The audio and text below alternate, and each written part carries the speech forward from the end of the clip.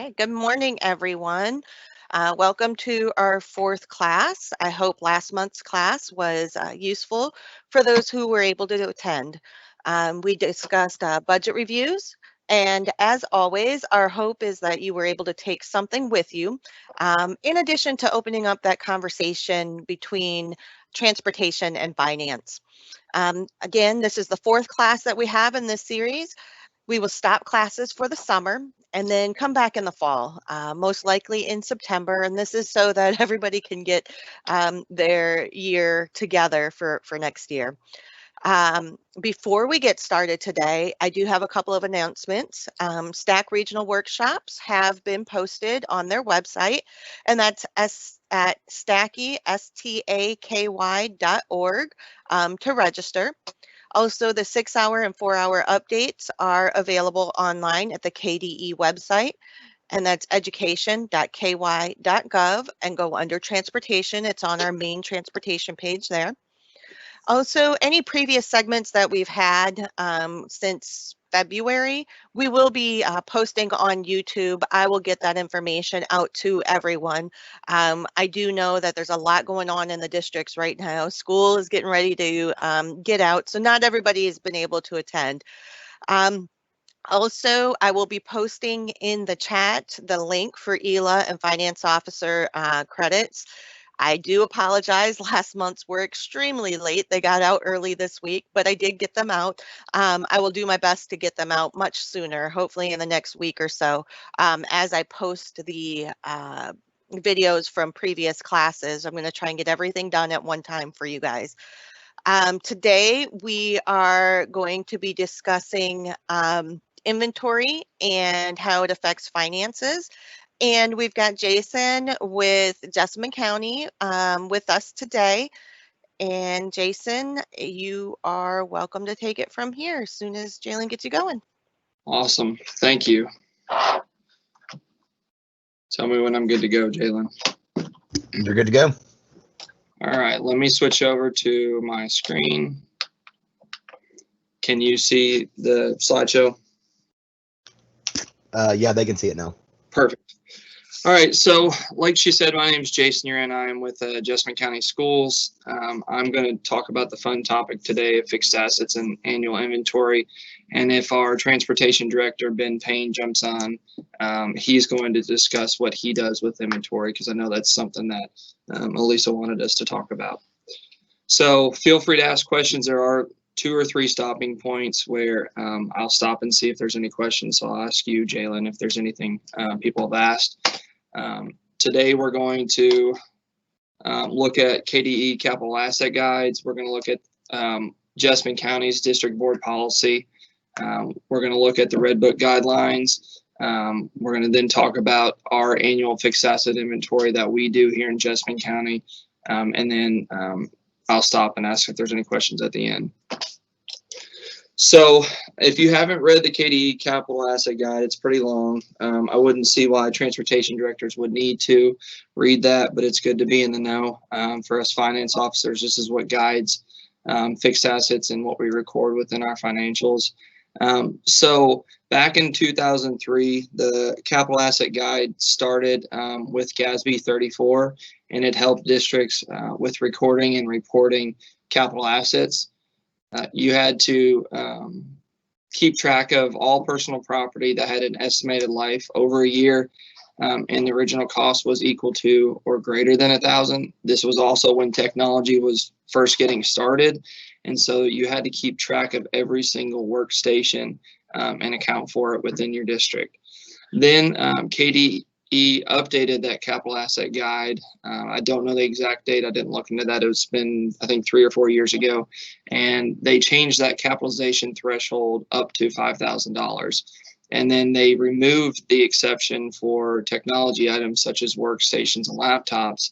And so it's up to a district if you want to capitalize them, those items that are under $5,000, or if you want to increase that capitalization threshold, which then affects your balance sheet for fixed assets. But with technology items, you still should be tagging those, and you still should be keeping track of those when you're doing inventory.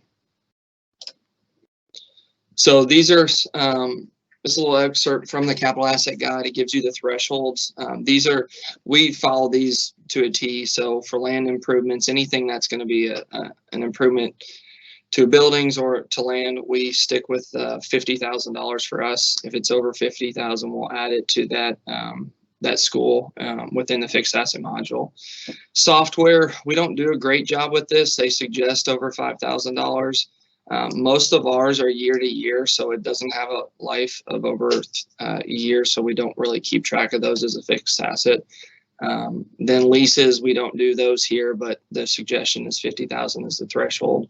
And then infrastructure, this would be if you're doing any kind of renovations or additions, you adhere to 5% of your total assets. And then vehicles and equipment, the suggestion is 5,000 for those. We keep track of all of our vehicles and then any large equipment that's valued at over 5,000 when we purchase it. The key to all of this and the thresholds is whoever is doing your all's external audit every year, get with your auditors and ask them what they feel is appropriate and what's material based on your individual district, because it's going to definitely vary between Fayette County or Jefferson County and then a smaller county like us. And then every school district has the ability to be more restrictive than what KDE recommends within the capital asset guide. So you'll need to double check your board policy, see what it says. This is kind of what's within Munis, the subclass codes and the class codes for each of the descriptions we just went through, and it gives you the value or the estimate, or not the value, but the estimated life of each one of these codes. So for land, typically improvements and infrastructure have an estimated life of 20. If you're buying land, it's got an estimated life of 999 because you're going to keep it forever unless you end up needing to sell it. Buildings, 50 years. Portable buildings or improvements are 25. And then technologies, typically 5 years of an estimated life, which is actually, in my opinion, a little bit shorter than that now because it's constantly changing. For us, buses are 10, and then any other vehicles are 5. And then anything that doesn't fit in those 4 categories falls into general. And that includes food service and then a lot of your audio visual equipment that you have. So basically what this helps you know is whenever you buy, I guess I'll cater this back to transportation. Whenever you buy a bus, the total value of that's going to get thrown onto our balance sheet. And then over the next 10 years, we're going to depreciate the value of that bus. So it's going to slowly come off of our balance sheet. It basically shows the value of our entire district. And I apologize if you can hear the mowers outside. So this is our board policy that I was talking about a little bit earlier. I would double check what your board policy says. For us, we've got basically 3 criteria that we follow in terms of inventory every year. Anything that's over $5,000 and has more than 1 year of life, we throw a tag on it. If it's a bus or if it's a vehicle, we take a picture of those vehicles and then we actually tag the picture. And then we keep up with those annually to retire any that have been wrecked or any that are at the end of life, and we get rid of those within the book. Then we still tag all workstations and laptops regardless of the value.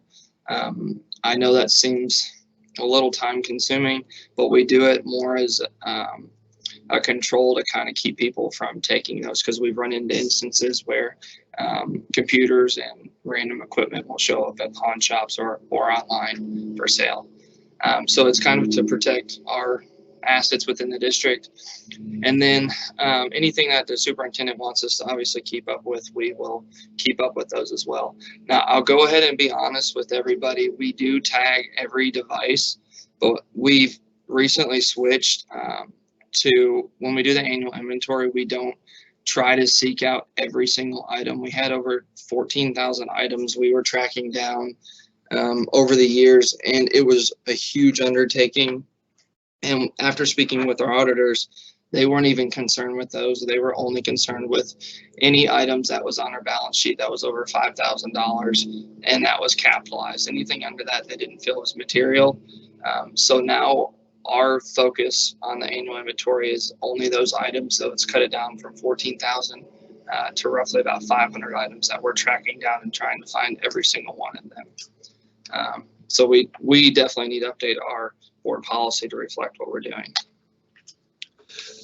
Another, I guess, document that dictates how you handle fixed assets is the Red Book guidelines.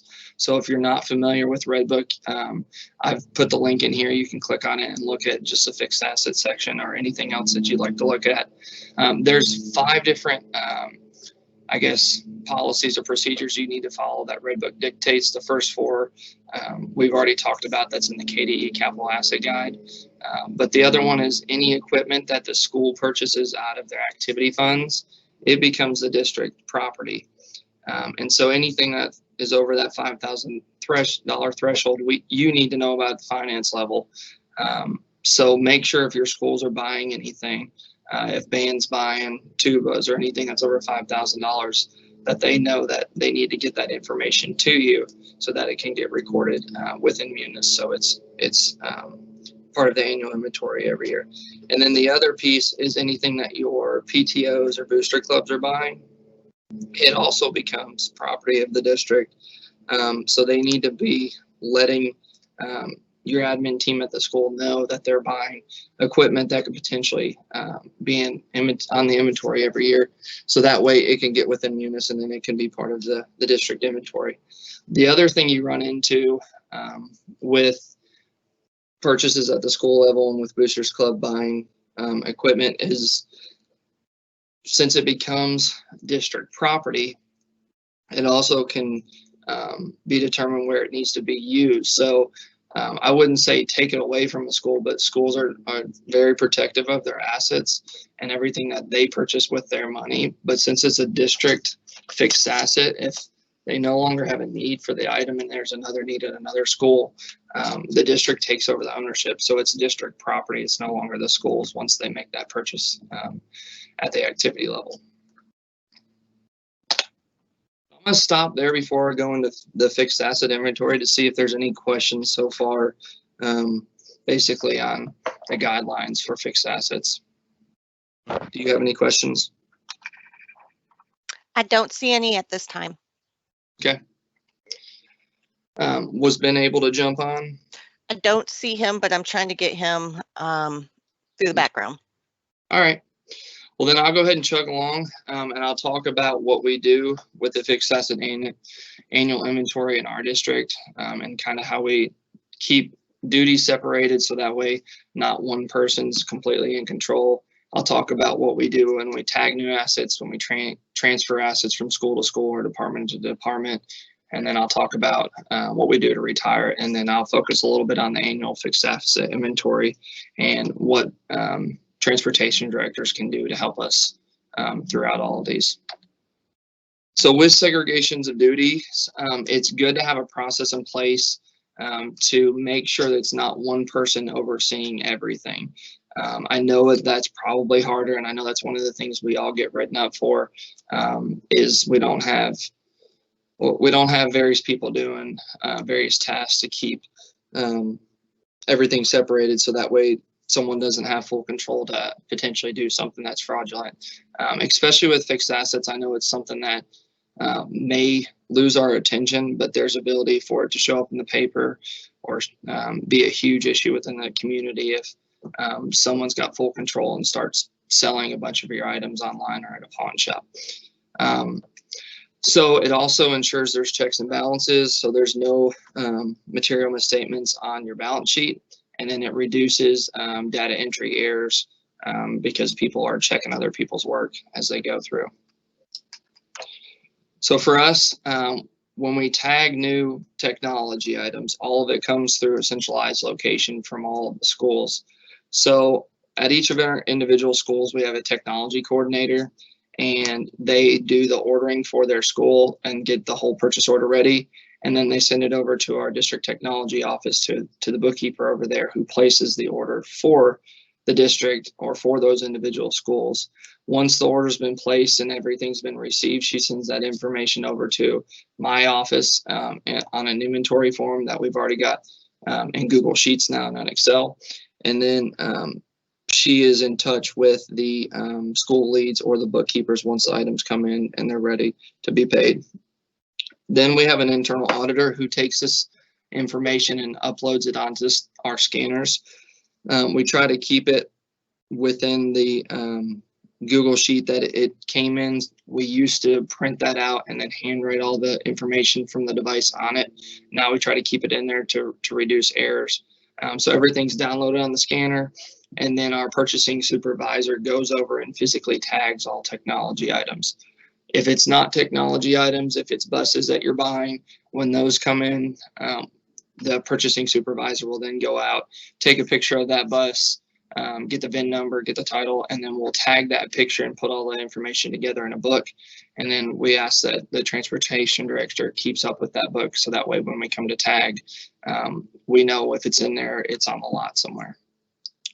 And then once the purchasing supervisor has physically tagged the asset, then it's sent to another person in my office, our finance coordinator, who then enters it into Munis. We haven't gotten to importing yet, but that's something we're looking to do. So there's little to no errors unless it starts at the beginning. And as you can see, we've got 4 different people involved in the process, so it helps to separate duties along the way. So someone's not buying a new asset and it's going out and we have no idea where it went. So for us, items over 5,000, we use the requisition workflow within Munis. So any requisition that's put in is also approved. So our purchasing supervisor, who's involved with the fixed asset process, she monitors that as she's approving them. And if anything's over $5,000 or if anything is in 0700 codes, then she keeps track of that because she knows that it's something that we're going to need to get added to our fixed asset module.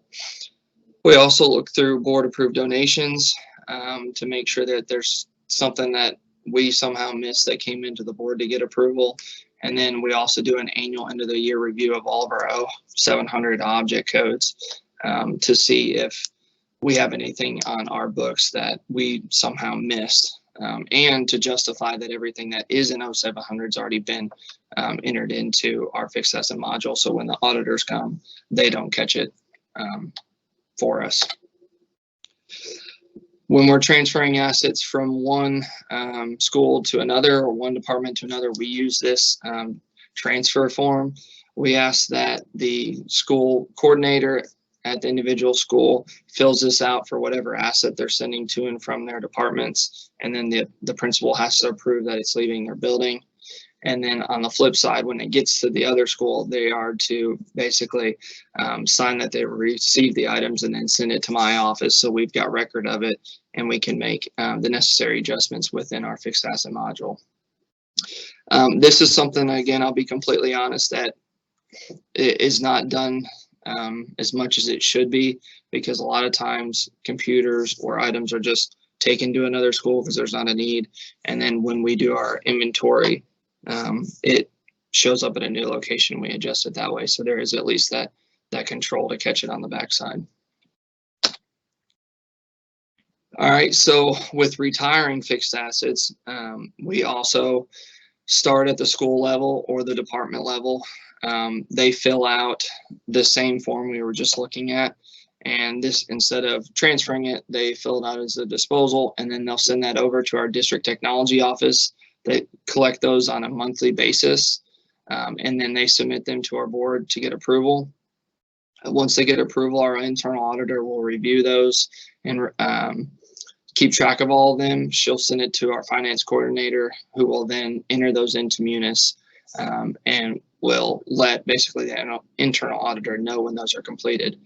And then something that we started, it's, I don't know, been 5 years now, and we've been through, I think, 3 different companies. So if your district's not doing this, I would suggest looking into it. Once all of our fixed assets have been approved for disposal, we started with a monthly. That was too much because we didn't have enough items, but then we've worked our way towards a semi-annual recycling pickup. We were with a company that would come in, they would come on site and basically spend an entire day going to every single school for us. And they would bring all of the technology equipment out and load it in their truck. And then and then they take it away and they would pay us a percentage of the weight. It then shifted because that company was no longer the state winner on the contract. So then we found our own. We went from getting, I don't know, $400 or $500 per pickup to a couple $100 because we switched from a weight to $1 per device, whether it worked or not. And that company came out of Indianapolis, and then we've since switched to a local company who matched that and can come whenever in real time, whenever we need them. So it's a great way for technology and any other devices that don't work for you to get some kind of return. Plus, it's a great way to clean out your schools if you're not doing that, because we used to be paying to drop those at the recycling center. So with retiring buses, if you've got a old bus that you need to get rid of, or if you've got a damaged bus that was in a wreck, work with your finance officer, see what process you all need to do. Most likely you'll need to put it on a board agenda item. If you're doing a big disposal of a bunch of buses, you can fill out a form similar to what we did, and usually we have this be its own individual board item, and we give the reason why we're getting rid of it. Your finance officer will need basically the VIN number and the tag number that's associated with it. And then once it's approved with your board, if it's still working, you can sell it through KISTA, which I know you guys probably know way more about that process than I do. Or you can advertise it for sale. We did this here recently. I think it was last year we tried doing this right before COVID started. And we did get a little bit more money than through the KISTA sale.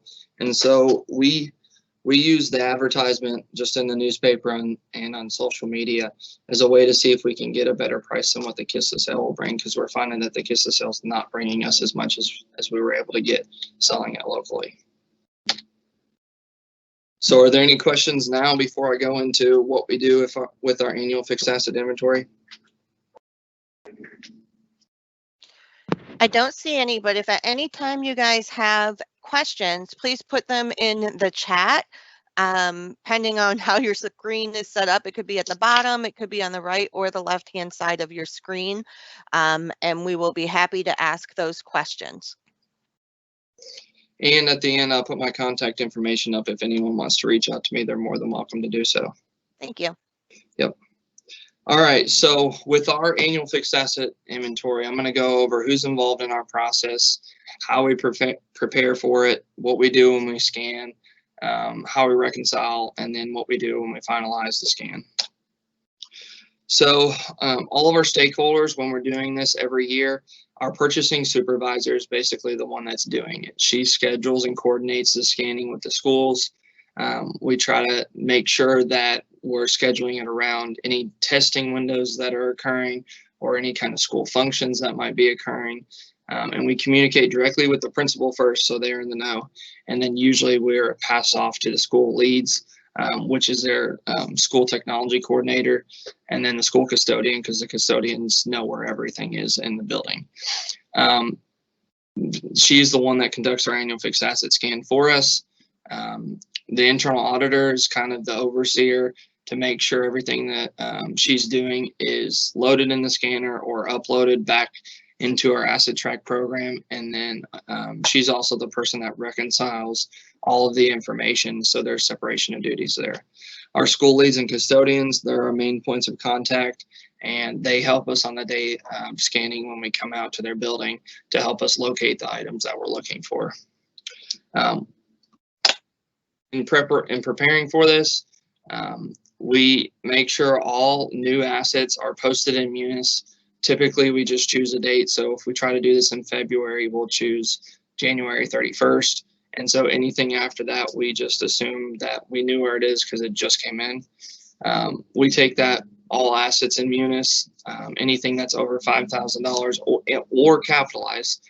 So anything that had a life over 5 years, if it was under $5,000, it's still in our system and capitalized, so we still try to track those down. Then we put this into our asset track program that's supported by BMI. Since we pay for support, we usually just contact them and tell them to do this whole process for us, so we get something out of it. And then we load all those files on scanners. We used to have 3 scanners because we would loan those out to the individual schools and let them have it for 3 to 5 days and let the individual school leads do the inventory for us. But that was back when we were scanning 14,000 assets, and it was a huge undertaking for just one person to do it. We've again went away from doing that because it was a lot of time, and we were finding that some schools really cared about it and some schools would just send us back a list where everything's missing because they just didn't have the time for it. So then we create a scanning schedule. We send those back out to the schools and departments. We do produce a report at the beginning just so we can double check to see if there's anything that sticks out that we know has already been disposed of. And then we communicate the schedule with the school leads and the custodians. So when we actually go out and do the scanning, we send out a reminder, like I just said, just so when we're out in the individual schools, if teachers or any staff within the building see people they don't normally see, they'll know that it's us walking around and snooping around, so we don't get the police called on us. The purchasing supervisor will go to each individual school. She'll walk through every single classroom, storage space, attic, whatever, to see if she can find items, because most of our schools don't have adequate storage.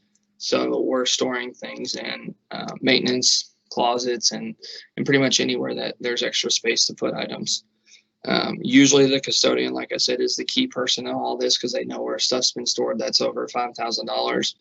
And then every day after we're done with scanning, the internal auditor will then upload that information back into our asset track program. And we'll do this for, it's usually 2 weeks of going around all of our buildings. We've got 13 different schools and 4 or 5 different central office locations. So we do an initial scan where she tries to go through every room and find everything she possibly can. And then we do a pre-reconciliation, and then we'll come back and do a second scan to try to find the individual assets that we couldn't find. We try to take that list of 500 items and knock it down to less than 50 if we can. Then with reconciling, like I just said, we will go through all of the missing lists by location and reach out to the directors or reach out to the school leads to find out if they know where it's at. We'll also reach out to see if we can come back to find those items. Best time is to go out when they're not there or when school's on a break. So spring break is typically a good time to do the second scan. And we'll try to find as much as we possibly can when we're out there. Once we finalize the scan, we thank the schools for their help with this. I know it's not usually what they do. It's not what they're here to do, but we definitely appreciate within the finance office because it does affect the amounts we have on our balance sheet. And we do want to have confidence that what we have listed and what we're reporting to the public every year is accurate. I would provide a report to your school just so they can see everything that's missing. Technology wise, since we've transitioned a lot to Chromebooks, it's a lot easier for us to find where those are because we just have a master list where we can go online and see the last time they were turned on. So most of our devices have disappeared that don't have that ability. And then I wouldn't worry about missing assets. I know we used to try to find every single one, and we'd stress about the 100 or 2 we couldn't find. But don't worry about it, especially if it's not capitalized, because it's not affecting your balance sheet. And then remember, I guess, what you did the prior year and just constantly be making improvements. Obviously, we changed our process and we need to slightly change our board policy on it. But it's not perfect, but do the best you can with what you've got. And so how can transportation directors help the finance office with the annual inventory? So the biggest thing would be, and I'm sure all of you already know, every single bus number and every single bus you have in your fleet. It would help us if you keep that in a spreadsheet, or you keep a book like we kind of do, where we've got pictures of every single bus, but constantly keep that spreadsheet or booklet up to date. So if a bus gets in an accident and it's sitting on the lot and going to be disposed of, please make sure your finance officer knows about it, because a lot of times we don't know about it until it's gone or it's been taken off of the insurance. So try to just keep in communication with them and keep up with your fleet. For all of your other items, if you have anything on your lot that's not stationary or fixed to the building, if you have anything that's over $5,000 in value when you purchase it, so like if you've got a truck that you purchased, or if you have a winch that you purchased that goes on a truck, try to keep another separate list, or it can even be on the same list of the items that you have that you're in control of for your department. So that way, when your finance office comes out to find those, you can tell them exactly where they are so they can get in and out really quickly and don't have to spend a ton of time searching for stuff. So I already touched on the book that we do. It's not the most high tech, but we do take a picture of each bus and keep it in a booklet and just scan that booklet every year. I've also included, so I knew this wasn't going to take forever, but if you are excited about fixed assets and want to learn more, I've included a bunch of different links in here for anyone that wants to go out and look at the process for fixed assets, or adding, retiring, or depreciating them within Munis. So for me, that's all I have, unless there's questions. I was hoping Ben Payne could get on, but He's here. oh, he is. Yes. Do you have anything to add, Ben? Well, hold on. We do have a question. Okay. What products do you use to scan your inventory? There's districts looking for a better process. A better process or product? Well, both. They're looking for a product to use to update their processes. Gotcha. So we currently use Asset Track, and it's through BMI Systems Group. I think they're out of Arizona. They're kind of the ones that I think started this. They used to do an annual training at our district where finance officers could come in and learn about their software and how to utilize it. They want you, so the way we do it is kind of a little different than what they want us to do. Their software, you can actually hand enter on the scanner every single asset when you're tagging the serial number on it and when you're assigning a fixed asset tag to it. We don't do that because that's super time consuming. So what we've done is we've kind of done our own workaround, and we put everything into an Excel document. So if we know we just got 5,000 Chromebooks, or not 5,000, 500, which we just did, we put them all in this spreadsheet, and it's all in Excel. And so then when the purchasing supervisor goes over to our district technology office, all we have to do is use that scanner and scan all the serials on the box. And then when we tag it, we scan all of the tag numbers, and it goes right into the Excel document. We then take that Excel document and put it back over into Munis. Okay. So when, sorry. No, that's okay. When these items are on your inventory, or if there's inventory that hasn't been added that's over $5,000, how does that impact finance in general?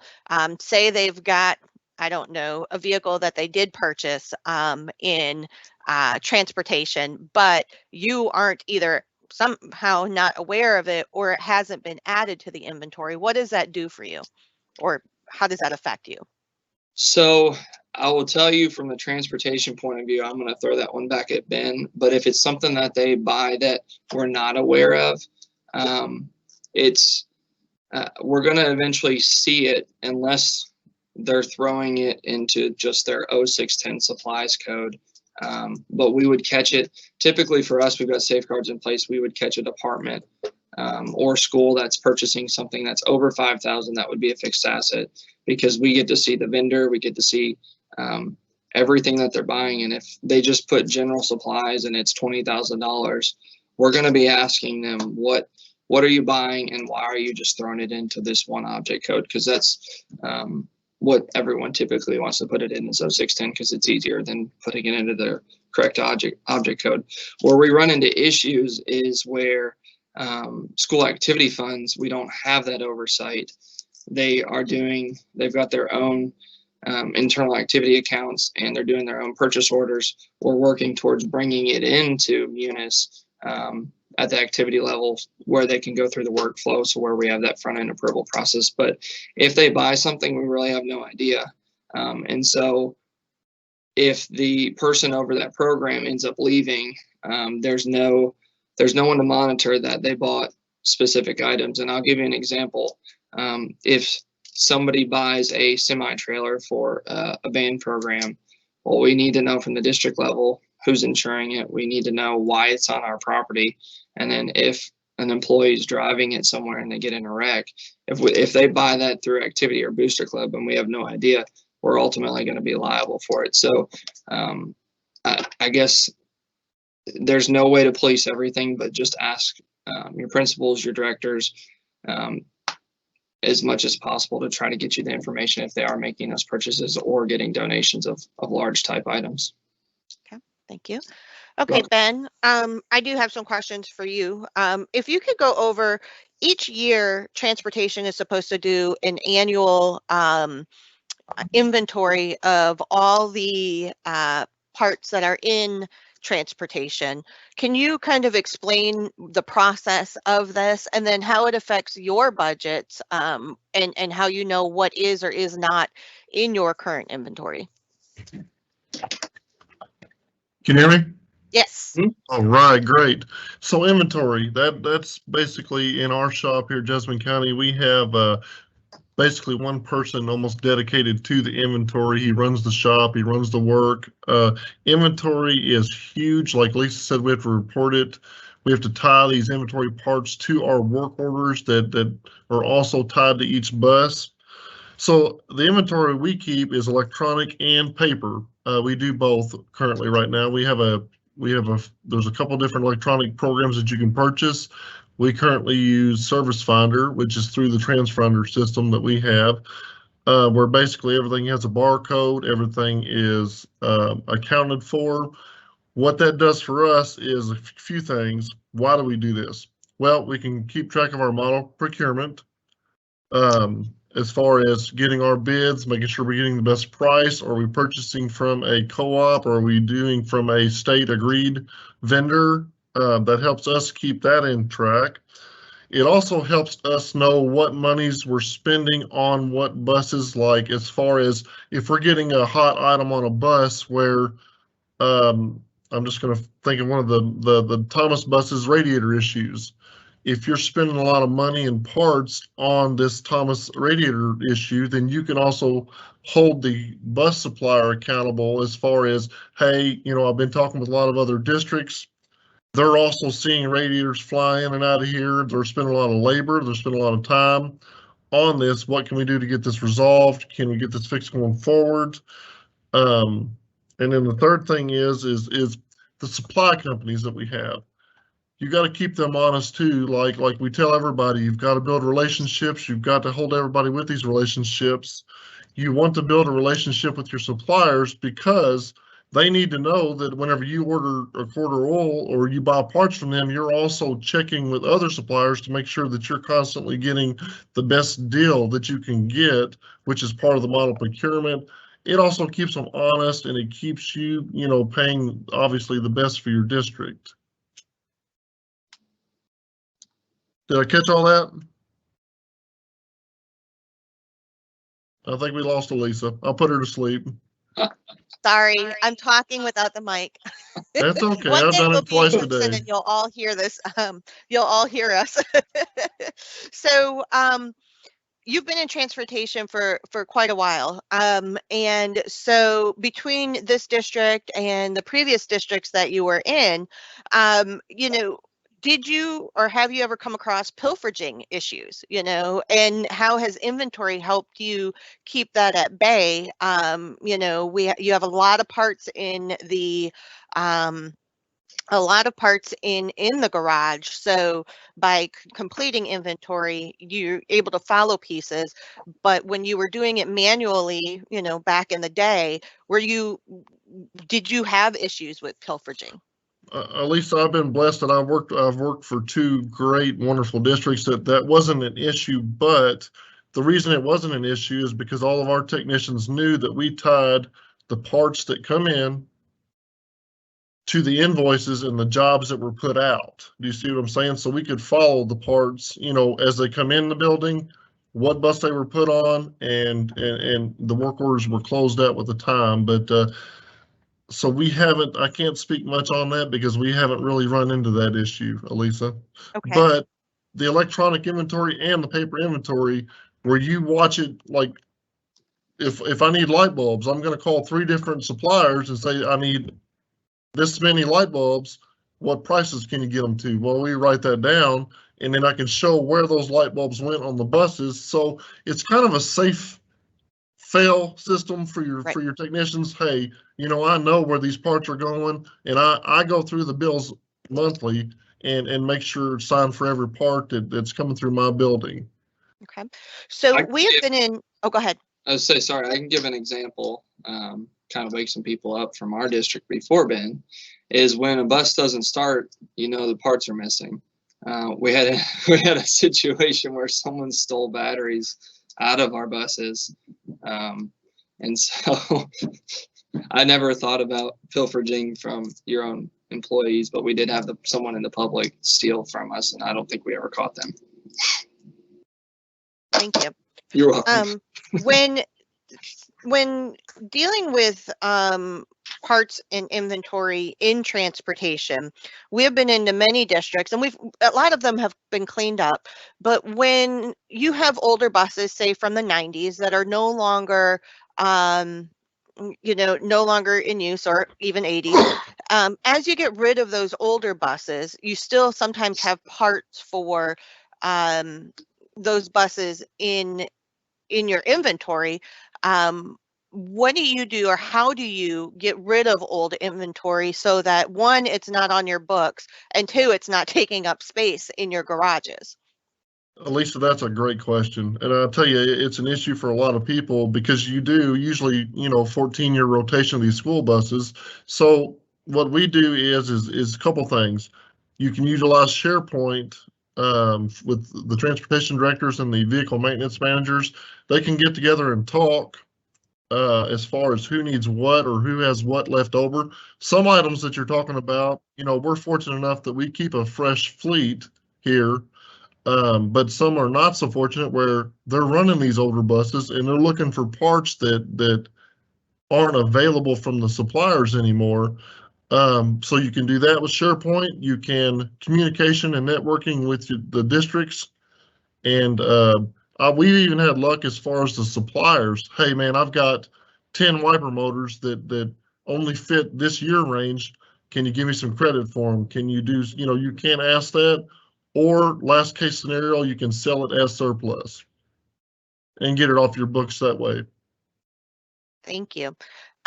So how often do you go through your inventory to ensure that you don't have something that you're no longer using? I'd say annually. Okay. Thank you. Does anyone, there was a question. So this is for Jason. To be clear, if boosters purchase a trailer for the band using booster money, that trailer becomes school district property and listed as an asset? Yes, that's correct. Okay. If the district's smart. Yep. All right, thank you.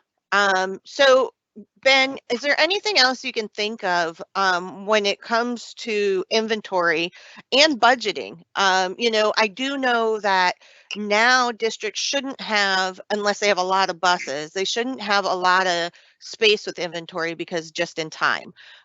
You can order it today and get it tomorrow, or in some cases today, whereas in the past we had to stockpile a lot of things. What are some of the major things that your district may stockpile because it's harder to get?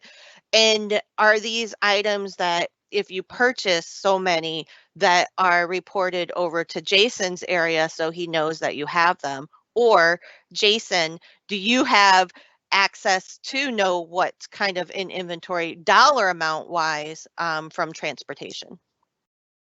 If any of that made sense. I'll let Ben answer that question, because I'll grab the first 1 or 2 questions that was wadded up in there. Yeah, I just went completely blank laughing at Jason. Sorry about that. So the hot ticket items, like things like turbos, alternators, things of we buy groups of 10 buses here for the most part. And if I've got 10 buses of the same year model buses that have the same alternator that maybe had a glitch or something like that, I don't mind keeping 1 or 2 of those alternators on the shelf for the simple reason of it could be a day or 2 before I could get it, and I need that bus up and running. But for the most part, like you said, with the suppliers, next day, generally, you can have your hands on a lot of things. And again, building that relationship with the other districts and your suppliers, you can know like there's a tire shortage coming, or there could be a potential tire shortage coming. You could get ahead of the game with your suppliers and put a few more tires in your tire room, or things of that nature. Basically, each bus has a characteristics of things that I'd say 10 hot items that you could kind of keep on the shelf where you can put your hands on them to where you're not down in a bus. Things that you can get from local parts stores, don't keep any more than you got to have, but things that are very specific to the bus that you got to have to keep it running, I would look at those items like alternators and after treatment parts and things of that nature. Did I miss any of the questions in there, Lisa? I don't think so.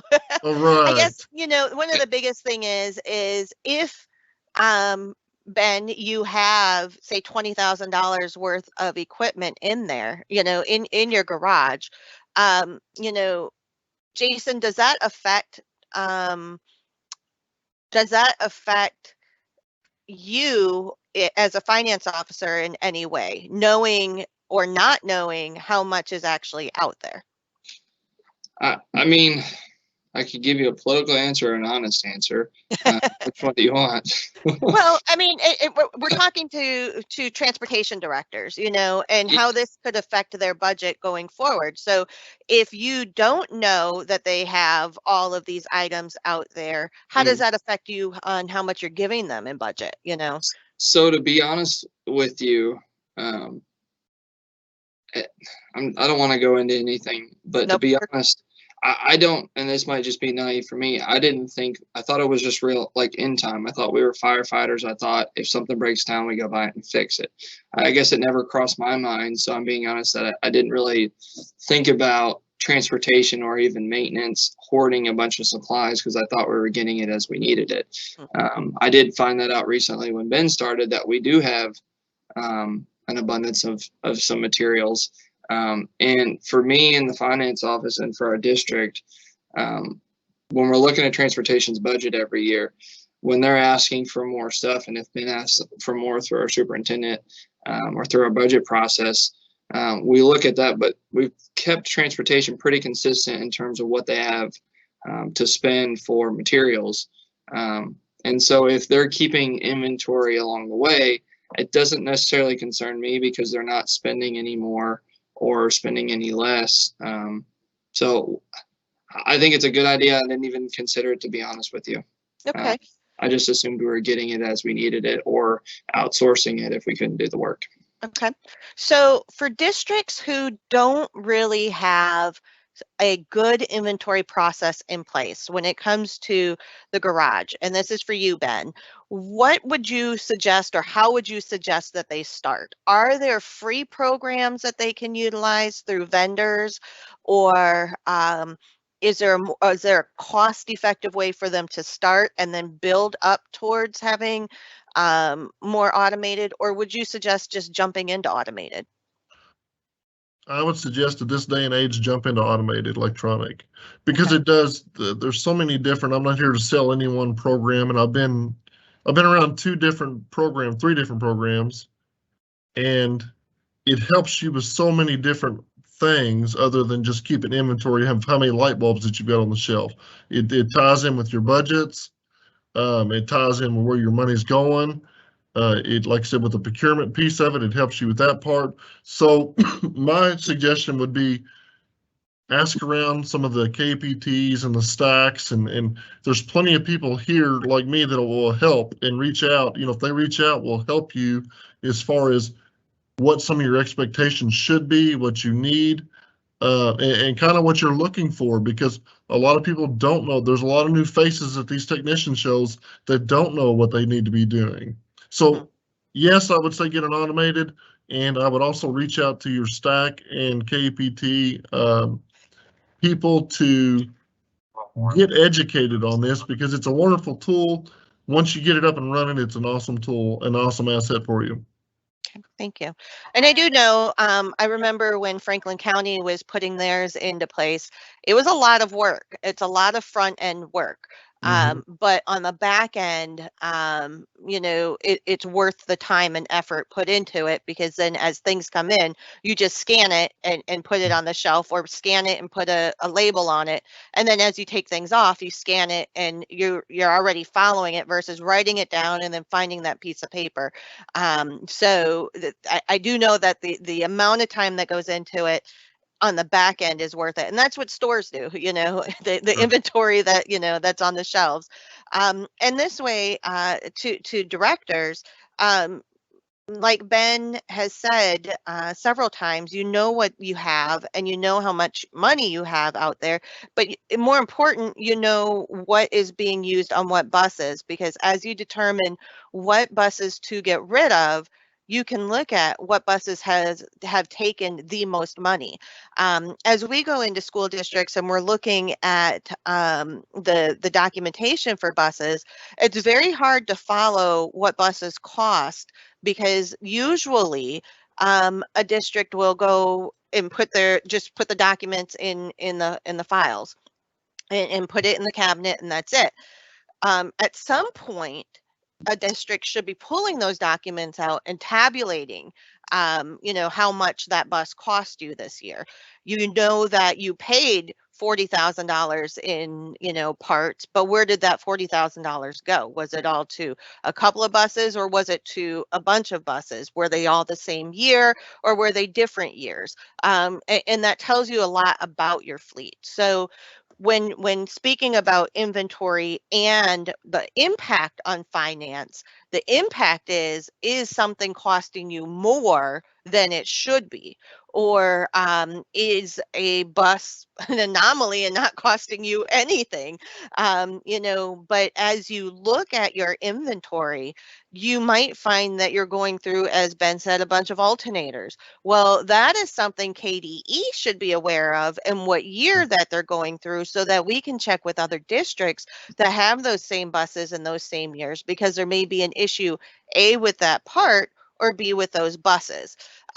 So I think the impact on finance when it comes to inventory is on a couple of fronts. Not only, your budget, but also your buses, and how, you know, are you artificially replacing parts that really maybe is a bigger issue that needs to be addressed by us here at KDE, or by the vendor, as he said, maybe it's a Thomas bus, or it's a Bluebird, or maybe it's an Allison, or, it really, I think us knowing how often you guys are having issues will help us, which in the future will help on the cost of buses, because those are things that we can address.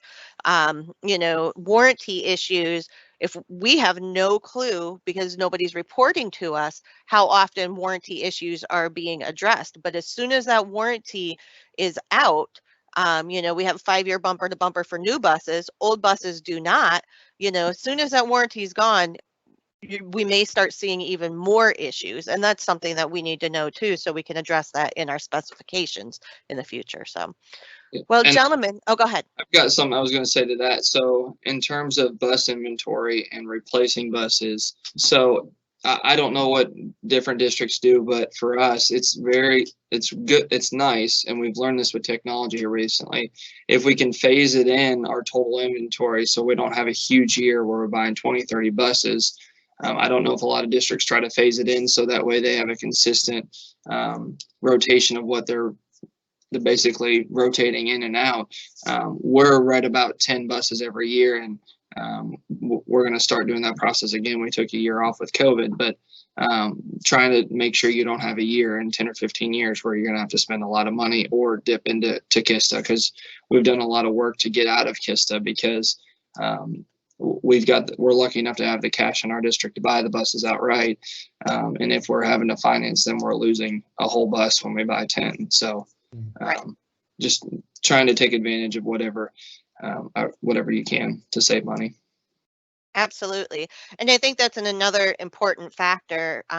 Many districts don't have written in a plan anywhere how many buses they're going to replace. So as budgets are being discussed, if you are not, if you don't talk with your finance officer and you don't have that relationship that we're working on building, you may not get buses replaced because it's not on their mind.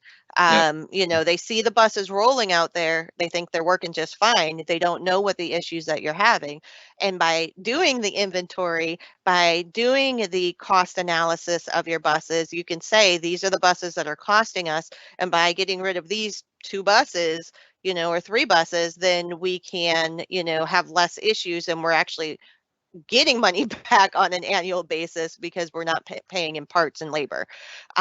So if you don't have a plan in place, take a look at your inventory. You should be replacing 6% of your routes or 8% of your fleet, depending on how you want to look at it. And that keeps you, pretty in line with having, less than 14-year-old buses in your fleet. Obviously, you're going to have spare buses, which may be outside of that 15 years, but we don't want to have buses that are 20, 30, 40 years old, and we do in our fleet. And so when you think about replacing those buses, the technology that we have today is completely different than we had in the early 2000s. The safety features. Unfortunately, the technology is also different underneath the bus, so you have DPF filters and things like that that you have to consider. But as we move into more alternative fuels, that may be something that a discussion has to be had with finance as well, because that's going to change the type of budget that you have. You may need more of a budget or less of a budget for parts, but you may need more of a budget for bus purchasing. So there's a lot to consider when looking at inventory, and not just inventory in the garage, but inventory of your assets such as buses that need to be considered. Well, gentlemen, we are at 11:30. Do you have anything that you can think of that we missed, or are there any questions out there? Please make sure you put them in the Q&A. I don't have anything else. Okay. All right. Well, the audience has been pretty quiet. I do know that we have had some issues with getting people in. I'm not sure what the issue is. So my plan is when we start this back up, we're going to ask everybody to remove what's on the calendars and just redo it again. We had about 50 folks in here, but I had about 20 people say they can't get in. So I don't know what the issue is, if they're trying old links, but we want to get that cleaned up for the new school year, and we will. We have a calendar out there of what we're going to be presenting in the future. We'll get all of that out. I know we have some new directors. This is being recorded, so those who weren't able to attend will be able to see it. But I appreciate you gentlemen coming in and presenting for us and opening up this conversation and helping us see where the importance of all of this is behind the scenes for Jason, and in front of us for Ben. So thank you both very much. And we did have one last question. Oh, okay. I didn't see that. What is the % of buses a district should replace each year? Okay, so it should be 6% of the routes or 8% of the fleet. Go ahead, Ben. I was just going to say a good common rule of thumb is take your total miles and divide it by your routes. Okay. That'll usually give you a pretty good, idea of how many buses you need to replace to keep your fleet fresh. Thank you. I hadn't heard that one, so I appreciate that. Also, you want to try and keep with your spares 20% or less. That is the average that we see out in the districts, and that gives you the buses for extracurricular and to replace. Now, obviously, if you have a lot of extracurricular, you may need more buses, but you want to kind of keep it at 20%, and that also helps the balance sheet, what's there, because you're doing annual or monthly inspections on them, so that they each have a cost, even though they're spares. You're still putting money into keeping them on the road, and you're paying for insurance. So if you don't need them, don't have them on your inventory. Okay. I don't see anything else. So thank you guys very much, and you have a wonderful week, and enjoy the hot weather that's coming to us. Thank you. Thank So you. guys. Bye.